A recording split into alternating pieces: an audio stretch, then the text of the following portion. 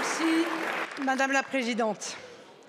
Monsieur le Premier ministre, le premier devoir d'un pays, c'est de ne disposer de la vie de ses soldats que pour défendre son indépendance ou pour préserver son intégrité, ou alors de les engager si, dans le cadre d'une alliance, des obligations ont été contractées. Mais là, sur un terrain extérieur, il faudrait intervenir alors que nos intérêts vitaux ne sont pas engagés. Il faudrait intervenir militairement avec nos soldats. Alors on me dit que c'est dans l'intérêt de l'humanité, mais quel est donc ce droit divin qui a fait de la France le soldat de toutes les justes causes dans le monde, alors que le seul empire mondial existant, les États-Unis, s'y refuse? À l'heure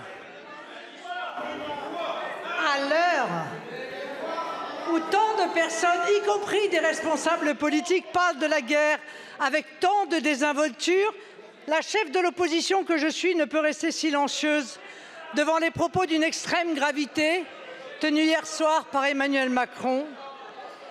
Et je trouve que les propos de l'ancien président François Mitterrand, en réponse à ceux qui souhaitaient envoyer des troupes en Bosnie et que je viens de citer, sont d'une parfaite actualité.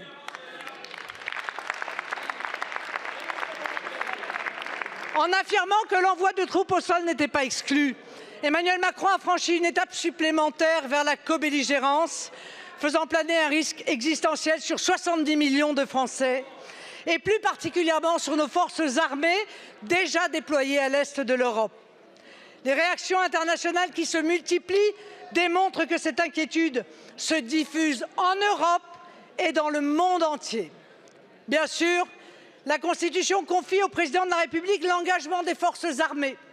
Alors, Monsieur le Premier ministre, je souhaite savoir si vous comptez porter auprès du président de la République la voix de millions de Français dont je me fais l'écho et qui ont découvert stupéfaits et terriblement. Merci beaucoup.